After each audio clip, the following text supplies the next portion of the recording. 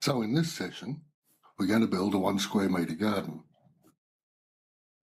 1 square metre no-dig garden might not seem like much space, but you can get so much out of it.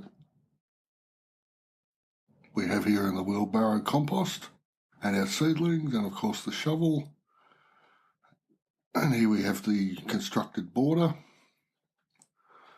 from an old pallet I picked up at Bunnings. You can normally find scrap lumber lying around, or if you wanted you could actually buy some sleepers and use those for the job.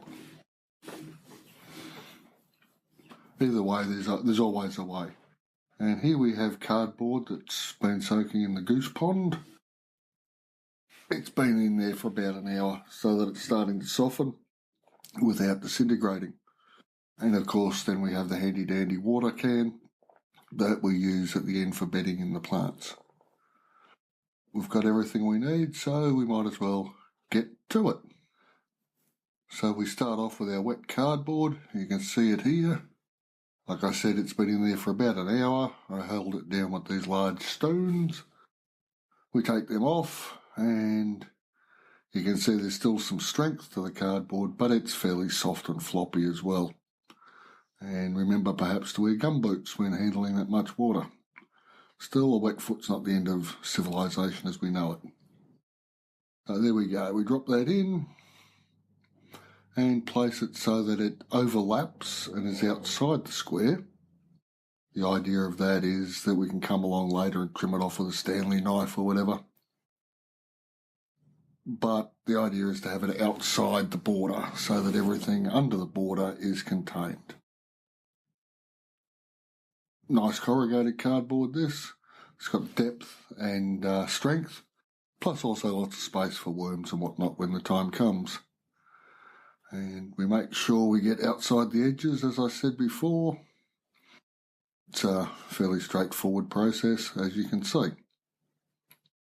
And now that the border's up and the cardboard's in, we never walk inside again, because the idea is to let the microbes and the soil biology live, and compressing them doesn't do them any good.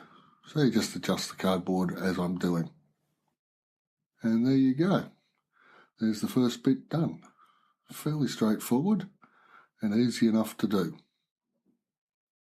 So we've now got the space here, we've got the goose pond removed, the seedlings are over there, and now I just fill the border with the compost.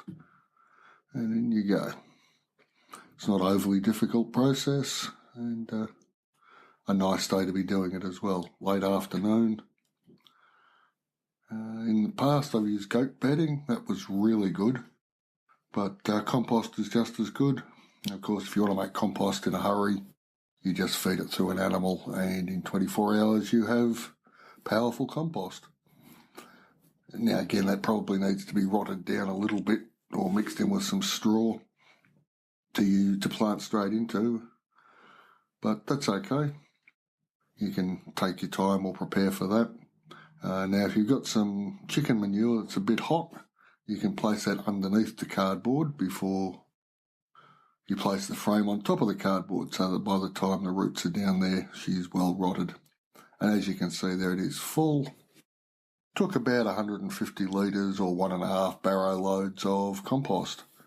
So if you're going to purchase it from Bunnings or somewhere, so 150 litres for that sort of depth, which is about 6 inches or 15 centimetres deep.